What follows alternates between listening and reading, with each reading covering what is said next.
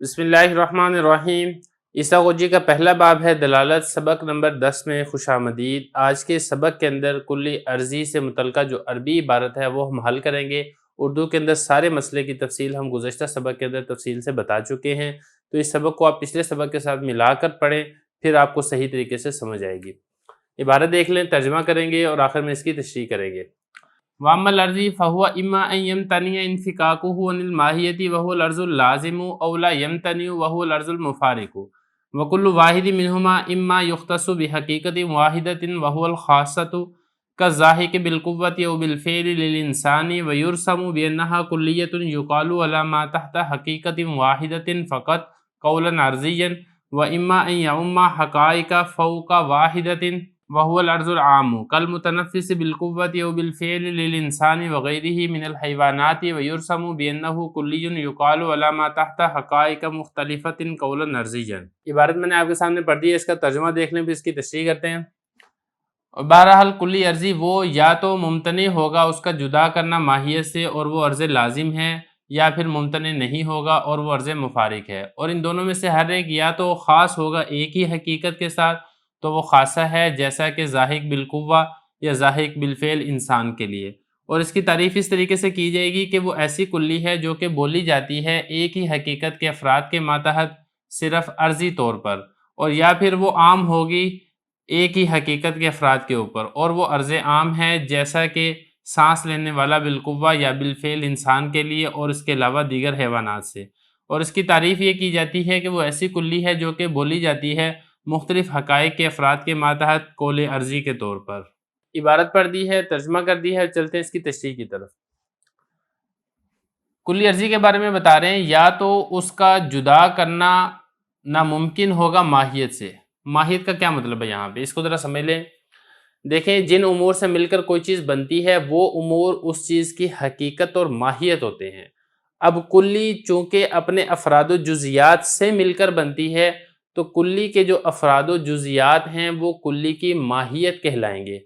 اب مسئلہ یہاں پر یہ ہے کہ کلی عرضی کے بارے میں آپ کو بتا چکا تھا کہ یہ اپنے افراد و جزیات یا اپنی ماہیت جو بھی آپ کہنا چاہیں کہہ سکتے ہیں، ان کی حقیقت میں داخل نہیں ہوتی، حقیقت سے خارج ہو کر ان کو لازم ہوتی ہے۔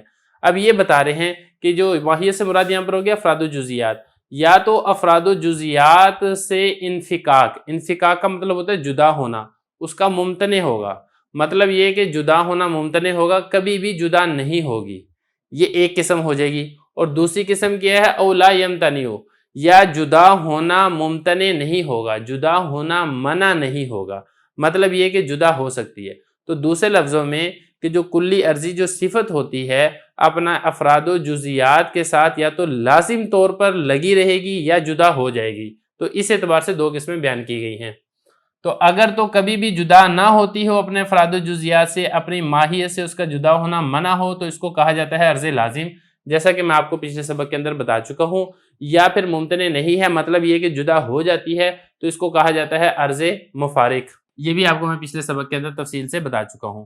پھر آگے ان دونوں کی قسمیں بتائی جا رہی ہیں، ایک عرض لازم کی اور عرض مفارق کی، ان دونوں کے آگے دو دو قسمیں ہیں۔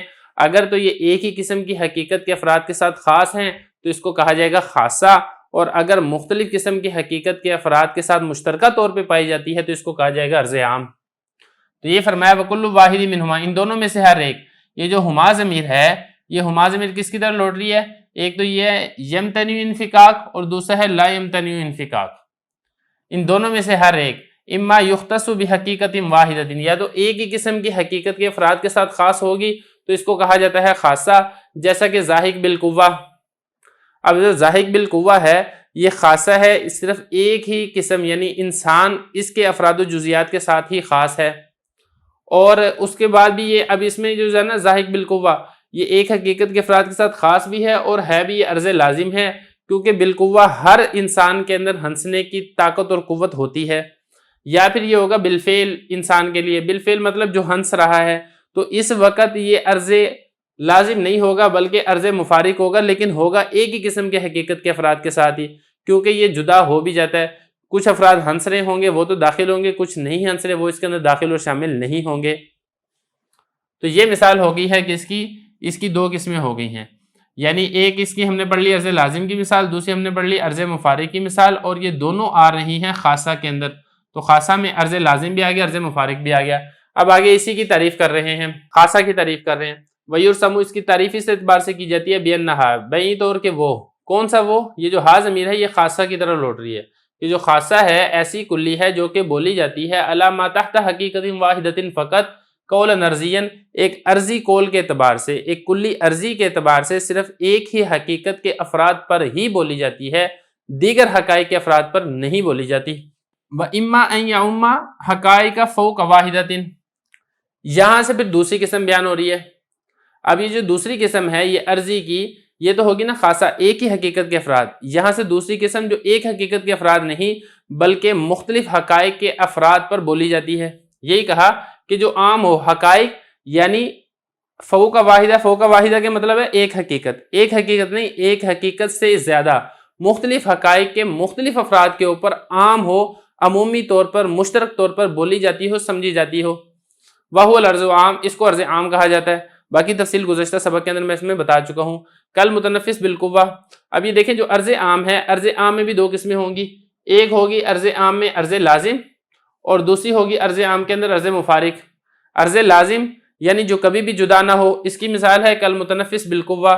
جتنے بھی جاندار ہیں ان میں یہ طاقت اور صلاحیت ہے کہ وہ سانس لے سکتے ہیں. تو یہ مثال ہوگی عرض عام میں عرض لازم کی.